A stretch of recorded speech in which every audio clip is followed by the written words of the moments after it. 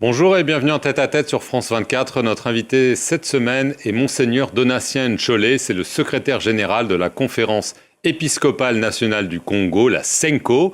Et il est avec nous depuis Nairobi au Kenya, une des étapes d'une tournée des religieux congolais afin de trouver une solution pacifique à la crise qui frappe l'Est du pays. Merci beaucoup d'être avec nous, Monseigneur Ncholet. Je vous en prie.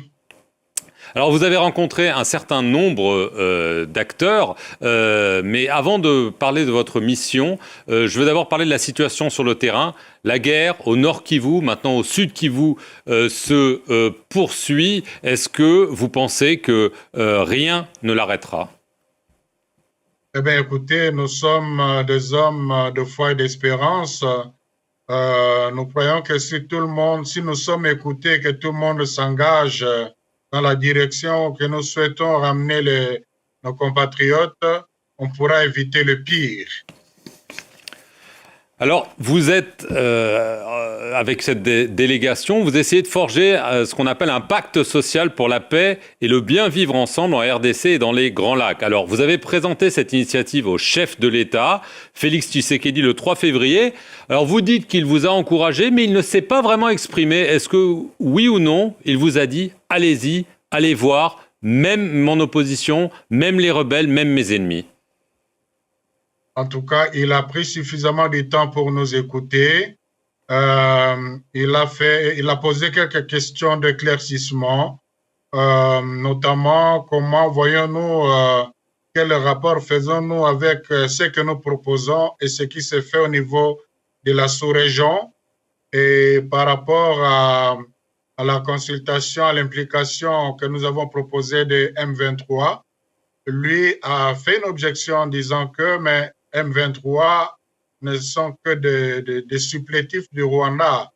Donc, nous avons dit que ce sont quand même nos compatriotes qui sont là et on ne saura pas avoir la paix sans eux. Et nous n'avons pas non plus espéré la possibilité de voir le président Paul Kagame.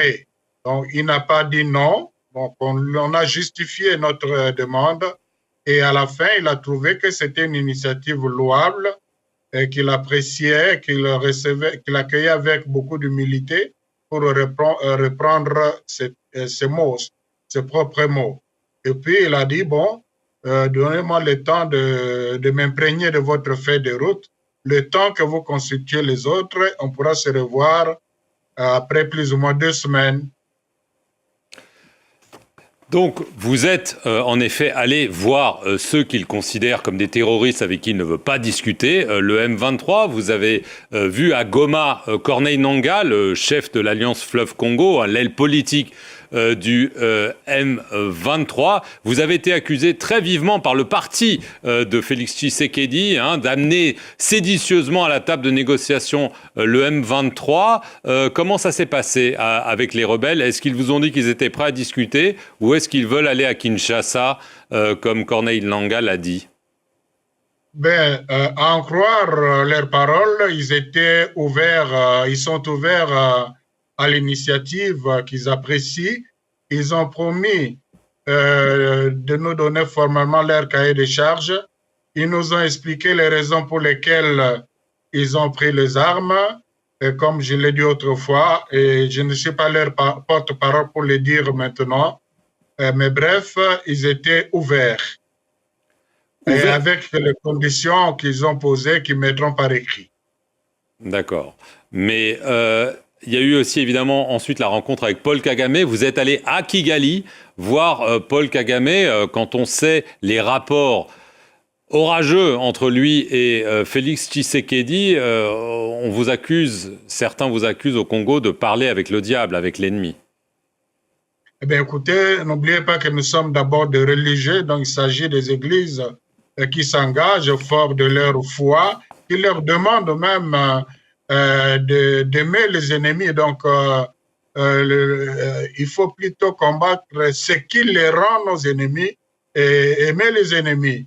Donc, nous ne parlons pas en termes d'ennemis. Si vous allez vous rendre compte que depuis que la crise a éclaté, contrairement aux années passées, nous n'avons pas condamné les M23 ni M. Kagame. Ce n'est pas on n'a pas de choses à les reprocher, tout comme on n'a pas reproché à nos gouvernants, parce que nous sommes dans une position où nous voulons que les gens se parlent et ce serait contre-productif d'accuser. Donc, de notre point de vue, les sanctions dans la dynamique que nous engageons seraient contre-positives.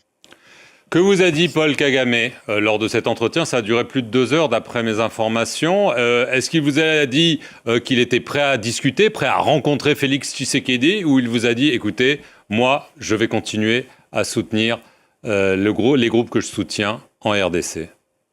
Eh bien, l'objet de notre entretien, c'était justement de demander de cesser avec de demander son implication pour qu'on trouve des solutions aux problèmes qui se posent par la voie pacifique. On lui a expliqué les tenants, les aboutissants de notre initiative. Il a beaucoup apprécié. Il a même dit que il encourage les religieux d'aller de l'avant là où eux, les politiciens, ont échoué à cause de leurs intérêts égoïstes. Il a parlé à ce thème-là, donc il a encouragé l'initiative et de son point de vue, il trouve qu'il y a vraiment à se parler entre Congolais et puis au niveau de la sous-région aussi, on peut se parler pour qu'on trouve une solution pacifique. Est-ce que ça veut dire qu'il est prêt à rencontrer Félix Tshisekedi? Est-ce que vous lui avez dit que ce serait important? Il ne l'a pas dit en ces termes, mais il est ouvert à la dynamique telle que nous l'avons exposée, c'est-à-dire nous aurons à parler entre nous Congolais, mais on devrait avoir une jonction avec ce qui se fait au niveau de la sous-région, ce qui nous a amené, entre autres, à venir à Nairobi. Oui, vous avez donc rencontré le président kényan, William Ruto, qui est à la tête de l'Organisation des États d'Afrique de l'Est, qui a été aussi impliqué dans la situation. Est-ce que lui et d'autres que vous avez rencontrés, ou vous allez plutôt rencontrer, pensent que vous êtes le dernier espoir parce que les solutions diplomatiques traditionnelles ont échoué? Ils n'ont pas parlé de dernier espoir, mais ils pensent que c'est une initiative qui peut beaucoup apporter dans les blocages actuels. Le président Ruto, non seulement il nous a encouragés, mais il a promis son implication pour que ce qui sera sorti comme consensus des Congolais soit aussi porté au niveau de la sous-région. Vous avez aussi rencontré des opposants congolais à Kinshasa, mais aussi à Bruxelles ces derniers jours. On a aussi entendu le président Tshisekedi non seulement accuser le Rwanda, mais également son prédécesseur, Joseph Kabila, d'être le grand ordonnateur de ce qui se passe en ce moment à l'Est. Est-ce que dans ce cadre-là, une réconciliation nationale est réellement possible quand on entend ce genre d'accusation? Je crois que les politiciens ont leur façon de faire. Nous, comme religieux, société civile, nous avons aussi notre façon de faire. Nous n'avons pas des éléments pour affirmer ce que le président a affirmé, mais pour nous, il reste essentiel que l'on se retrouve autour d'une table pour se parler. Et un consensus est possible s'il y a bonne volonté. Mais donc je reviens à la question que tout le monde se pose. Le président Tshisekedi dit « Je ne veux pas m'asseoir à la même table que le M23 ». Vous avez parlé au M23. S'il donne des conditions dans les prochains jours qui vous semblent satisfaisantes, est-ce que vous allez dire, quand vous allez revoir le président Tshisekedi, il faut que vous vous asseyez à table avec le M23?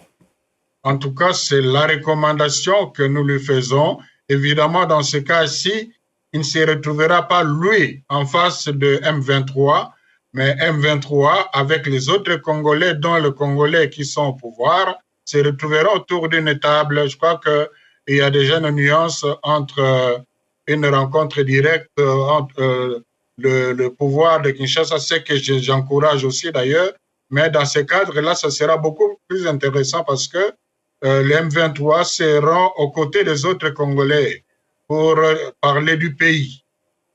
Mais donc, vous considérez qu'il faut parler au M23, que le M23, ce sont des Congolais et pas seulement des marionnettes rwandaises. Exactement, ils ont leur part de responsabilité. Et je ne vois pas comment on va gagner en paix en les mettant à côté. Donc, c'est ça votre message. Exact. Merci beaucoup, Monseigneur Enchelet, d'avoir répondu aux questions de France 24 et merci à vous d'avoir regardé cette émission sur nos antennes. Je vous en prie.